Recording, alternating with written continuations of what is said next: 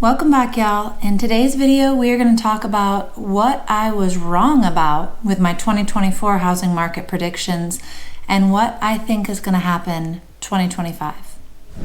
Moving to Southern Missouri is the best thing I've ever done for my family. And as I always say, anyone that tells you that they know exactly what's going on in the real estate market or know the exact prediction is delusional, but I'm gonna give a stab at it. So there's a lot that I dive really deep in the video that's about 2024. I recommend actually watching that video. Scroll down, I think the thumbnail says, watch this before buying. But I dive deeper into some of the analytics that I'm not gonna go super deep in this video. So in a way, 2024 and 2025 predictions are kind of in line, or I would say a continuum of things that we're going to see continue from one year to the next. Although there were some things that I just was wrong about that I do want to talk about.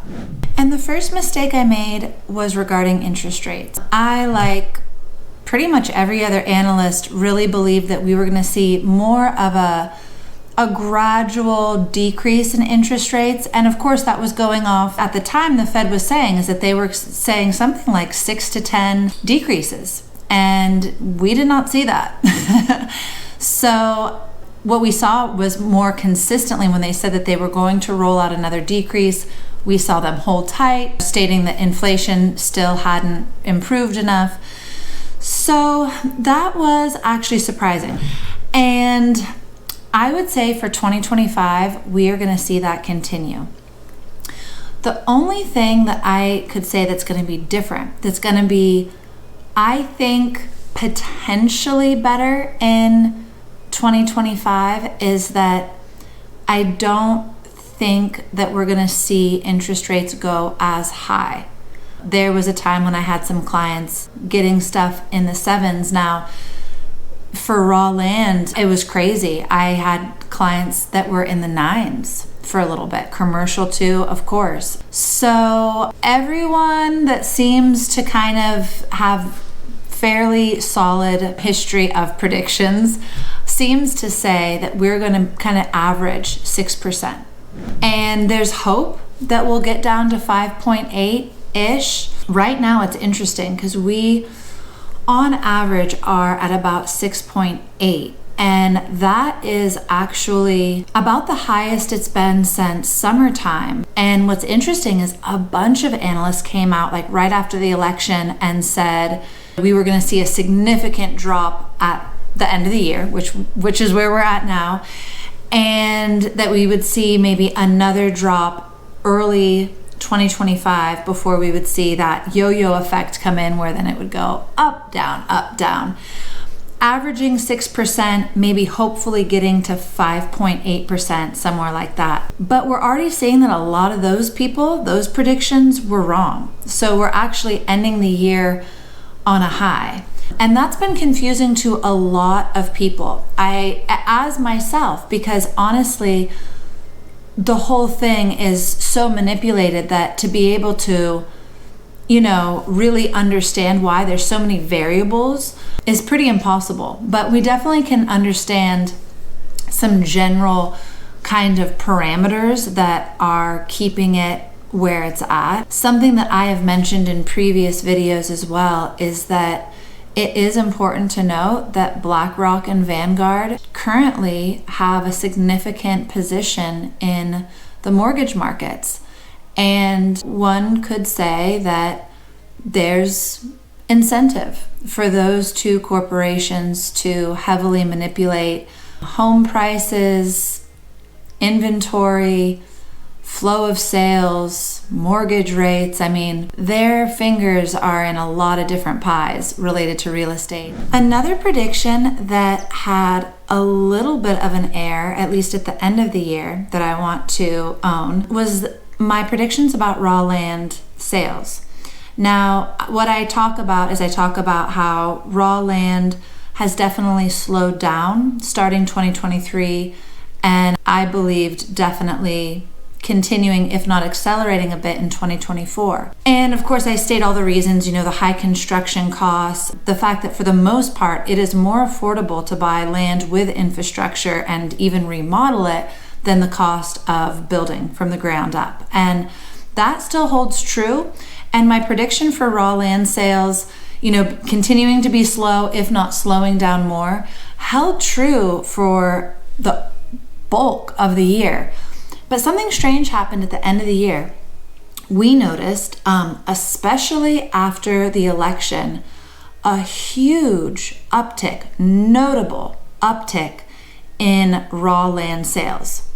So I think I chalk that up to post-election, improved psychology, people being less risk averse, willing to do something that is kind of challenging anyway. There's a lot to buying raw land and developing it. So interesting enough, we did see an uptick in raw land sales at the end of 2024, and I think it has the most to do with post-election positive psychology. And another little side of that is I do want to make a 2025 prediction to just be in line with what we see historically, which is that 2025, in terms of residential markets and potentially raw land too, will be fairly sound and improving from 2024 statistics in general across the country because of that post-election improved psychology, right? There's just more confidence, there's less apprehension as you move into an election, guaranteed, somebody, either side, red or blue, is feeling apprehensive and unsure of the future. And once we settle into a new season, and usually just the fear of the unknown is gone and people start to move more freely in markets. I just want to take a minute to interrupt this video, and I apologize for that, but I never say this and I want to remember sometimes, but if you guys are getting value from this video, first of all, that means so much to me, and I thank everyone who tells me in the comments that they're getting something from these videos. But if you have not yet, hit that subscribe button. It really does help YouTube AI to know to push these videos out more. And of course, a wider audience would be awesome. So if you haven't yet, hit that button. So how did I fare for my 2024 residential housing market predictions? Well, I would say from a general perspective, if we look at kind of the real estate market from a macro vision and look at the nation, I mostly was wrong actually, because I predicted that we would have a much bigger increase in sales of volume across the board. And this is so hard because you're blending so many varied markets. And that's why you really can't talk about real estate on the macro level, because you're blending, stuff over here and stuff over here that is just absolutely apples and oranges. So, but we're still going to do it. The macro vision, I would say I was a little off. I would say that sales, and people are still looking at the analytics in a lot of different ways. There are some people who say that volume was actually a little bit lower. So sale volume was a little bit lower 2024 than it was 2023. Now that's a macro vision. So what you have to understand is that here in southern Missouri, and this is also, we've got, all these like micro markets, right? So like if you look way out east, so farther than like we want to go, like Donovan and way out there, a lot of those markets have really come to a grinding halt. The economy is not thriving out there like it is here, South Central Missouri. And you see a lot of foreclosures out there, right? So we have all of these kind of little small micro real estate climates as well. But across the nation, the variety is just, it swings wildly one way to another. So it gets hard to kind of say that the market is suffering and that we had less sales than ever, because for us in some of the markets here, we had tons of sales. In fact, if you look at our business, we tripled sales this year. And so it's really hard to, it's always hard to say that like real estate markets are crashing, real estate markets are thriving, because there's always going to be that variety.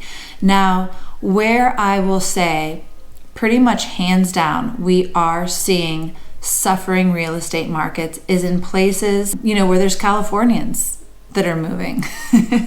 Just kidding. I'm from California. I'm in Southern Missouri. There's tons of people from California moving here, and we're doing awesome, okay?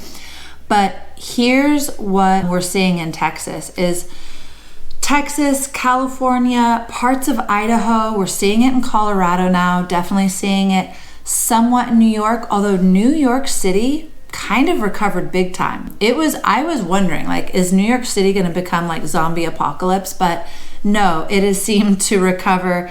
And then you also have the government paying for really high dollar for a lot of illegal immigrants to live in very high class hotels. So that's also an interesting part of the housing market there. But so what we're seeing in these markets that historically are hot, overvalued, and that might be the most important word, overvalued markets.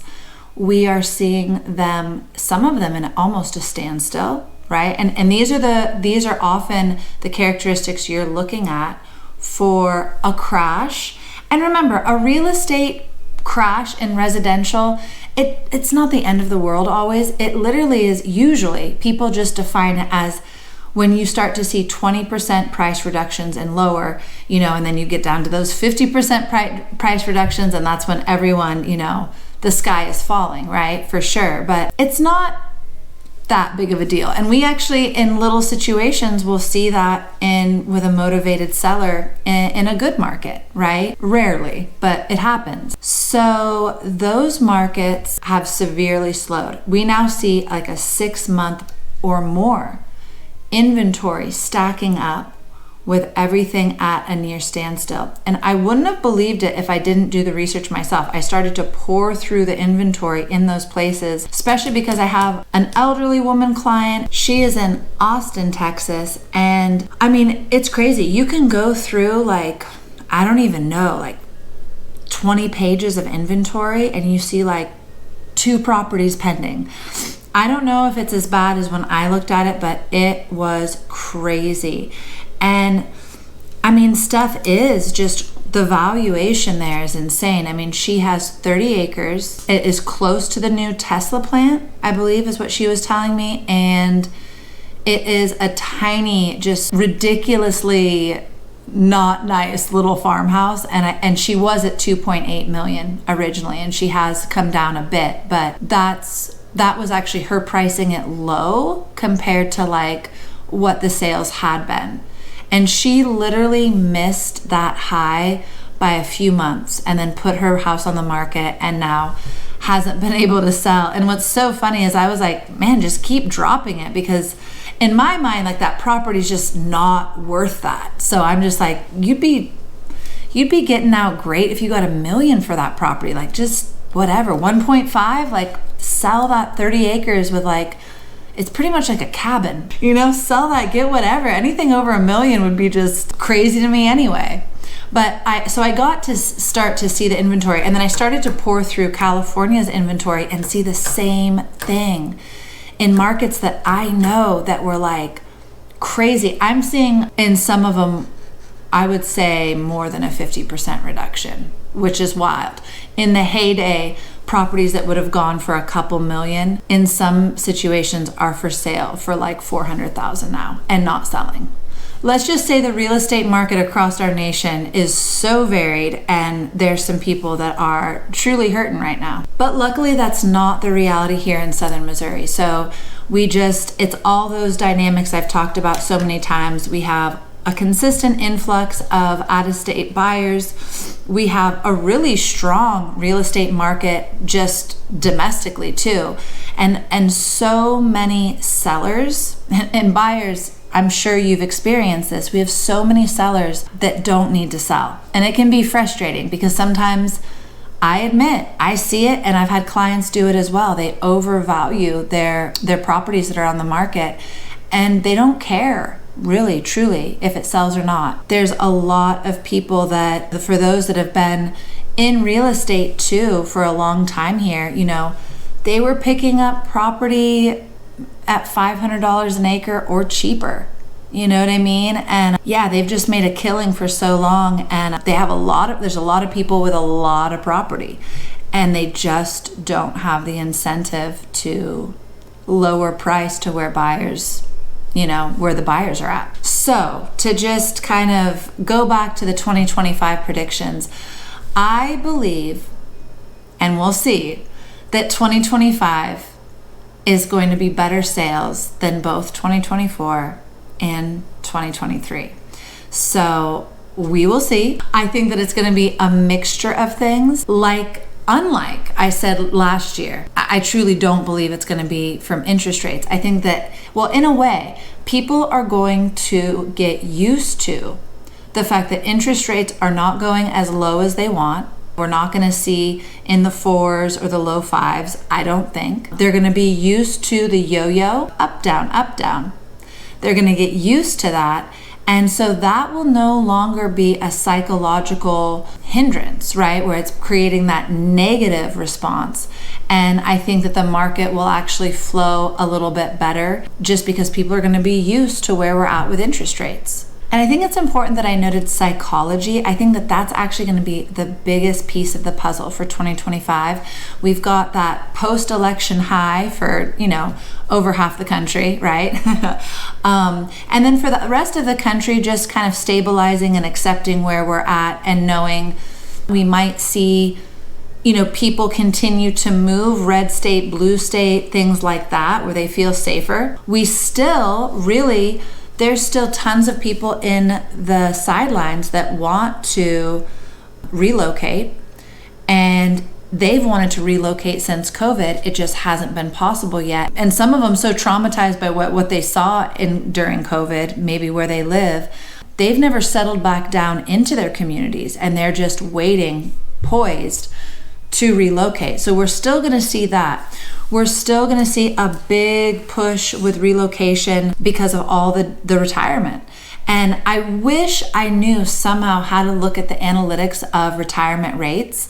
How many people are set to retire each year. That would be fascinating, because that would have such an impact on some real estate market predictions. That would be really fascinating. If anyone has any idea how to figure that out or produce those analytics, that would be brilliant. Because in terms of let's just say our local market here, South Central Missouri, if you were able to give a snapshot of retirement, and especially the places where people are retiring, I think that you could then make a prediction on sale volume, because a good portion of sales is going to be retiring baby boomers who want to relocate, especially from blue states to red states. And of course, a big prediction that people are very curious about at all times in all asset classes, but definitely residential real estate, is home prices, and potentially parts of Idaho, Washington, Oregon. And that one is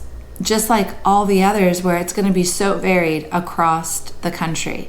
Here in southern Missouri, I think that they're going to mostly hold at where we're at, and then we might see a small uptick. We're not going to see a wild swing like COVID era, but we might see that small uptick. But also, you're going to see the opposite. For undesirable properties that sit on the market a crazy long time and there's a motivated seller, you're going to see some crazy good prices. So you just always have to look at every market, because there's always that variation. But in general, southern Missouri is going to hold tight and then have a slight uptick in prices. For the rest of the country, where there's been that inventory stacking up, like I was saying, in parts of Texas, California, Colorado, all of those places, I think that we are going to see it actually go the other way. I think that we're going to see, for most properties, there's always going to be super desirable properties that will get fetched top dollar. But for the average properties, I think that they're going to have a decrease in prices. I think that that's going to encourage buyers to start to get that inventory to flow and sales to flow.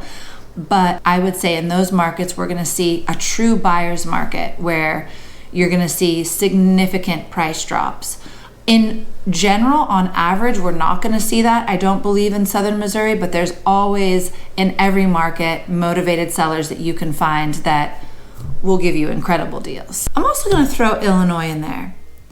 Yeah, there's definitely a lot of people moving from Illinois for residential real estate, but I think that it's safe to say that there's probably some large commercial asset classes that are struggling in that state as well. So we are now on to commercial real estate, and I would say that my prediction, which is that there is going to be I believed in 2024 there would be a notable correction in commercial real estate prices in certain assets in certain areas, of course, and that was mostly correct, although we didn't see it as much as I thought we would. Now, here's where I think that it was seen more, which is in really large assets. So giant apartment buildings, giant strip malls, and office building complexes. And I think that they were seen the most, especially in those what were thriving markets that are overvalued. So Colorado, California, Texas, parts of New York. I'm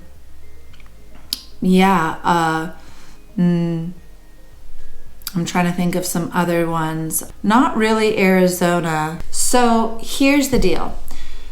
Commercial real estate is going to be definitely just a continuum from 2024 to 2025, and I think on even to the beginning of 2026. That's a future prediction. But here's what we know. For sure, there's at least $2.7 trillion that is going to come due within the next 20 months in commercial real estate. Now, I think those are mostly large assets and definitely in certain real estate markets. I do think though that you're gonna see small, I don't think that we're gonna see this in South Central Missouri so much, but there's still going to be, specific sellers or owners who want to be sellers who did not get the best commercial loan product. And so I would say even here for my investors out there, keep an eye on whatever asset class you like, whether it's RV parks or apartment buildings or you're into warehouses, whatever it is, keep an eye on it, because you never know what that seller did to get that property. So the issue really is what interest rate did they purchase their commercial asset? And then when does their loan come due? And when their loan comes due, what interest rate is it going to be at that moment? Because so many of these commercial loans are adjustable rate loans. And I wanted to give you an example of one of these larger assets and what kind of a snapshot of what we're going to see for these commercial assets that are going to get in the red. So here's an example. So there's an apartment complex and it's large and expensive, and the loan was $100 million, right? That seller probably put 30 million down or more to get that asset. They wrapped that up for 3.5% interest with an interest only loan, adjustable rate, the worst loan you could get. They were just banking on really being able to cash out at a different moment in time, but they didn't play their cards right. And I don't understand this kind of short-sightedness, and people with this much money on the line. So it kind of blows me away, but so here's the deal. So they've got pretty much this interest only loan, right? They wrap it up at 3.5%. That means they need every month about $5 million to cover just the interest alone, right? For that mortgage payment. At the time when they bought it, they're making roughly $6 million in rents.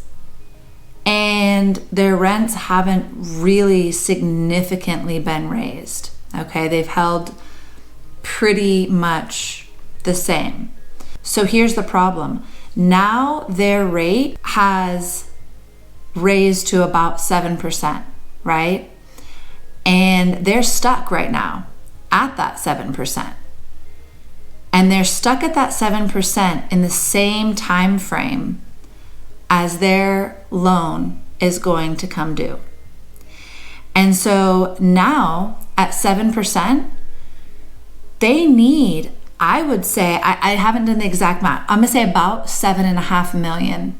That's what they need just for interest alone.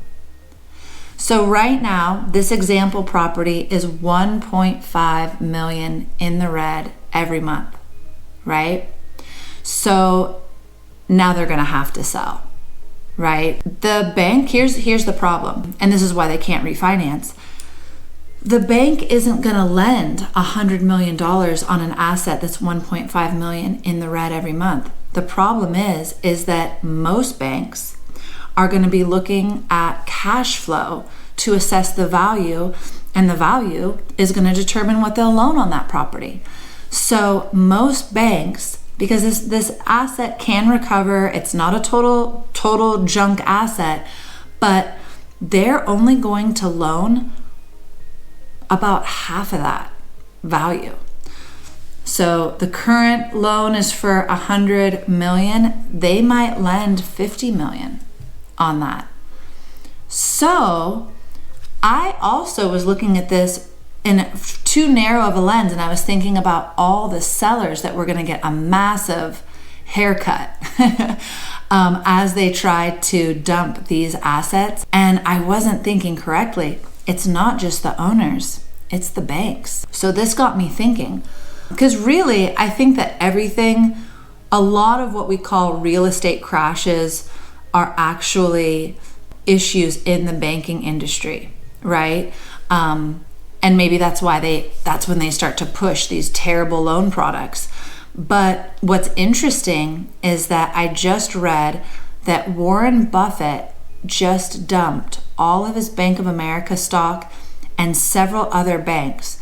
He pretty much says he is going to de-invest from almost all of his banking and financial product investments, and he's going to start stacking cash. So of course, smart investors are going to be positioning them before big crashes or corrections. They're going to be stacking cash so that they can buy assets for pennies on the dollar. So considering the moves that Warren Buffett is taking, I would say it would be probably smart for all of us to keep our eye on big banks, especially those that are saturated with these huge commercial loans. And I would say don't keep your money there. Truthfully, just because Warren Buffett did that, if I had money in Bank of America, I would take it out, because it's creepy. Banks now across the world have all passed these new internal regulations that allow them to seize money.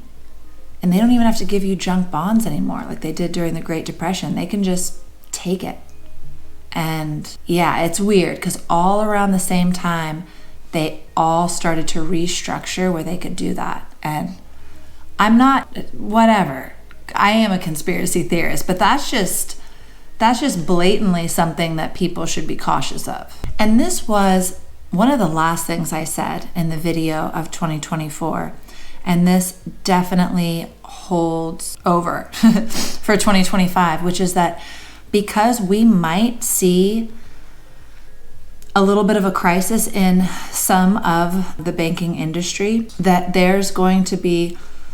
it's going to probably continue to be hard for people to get loans. So a word of wisdom for buyers who want to buy in 2025 is keep everything super clean. Start planning ahead before you get ready to take out a loan. And that means really looking at your debt to income ratio, paying off consumer debt, maybe saving, tightening the belt and saving a bit more money for a down payment to get a better loan product, really actively do all these things and more to get a good credit score, which will also really help the interest rate that they can provide for you when you do get a loan. We have seen more deals slaughtered because of the financial aspect, the lending, in 2024 than we've ever seen before. And we know agents and brokers who've been doing this for 40 plus years, and they also concurred.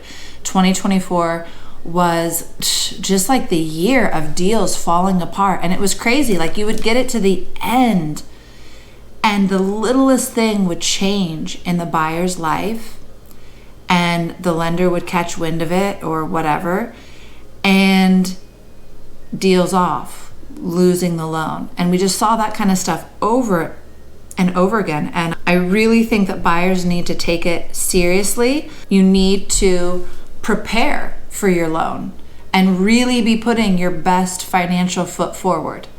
The days of just being able to, like in 2007, before 2008, they said all you needed was a heartbeat to get a loan. And I mean, it was kind of true. Like, some of the stories I've heard about loans that people got, like 0 down, like huge loans, and that wasn't VA.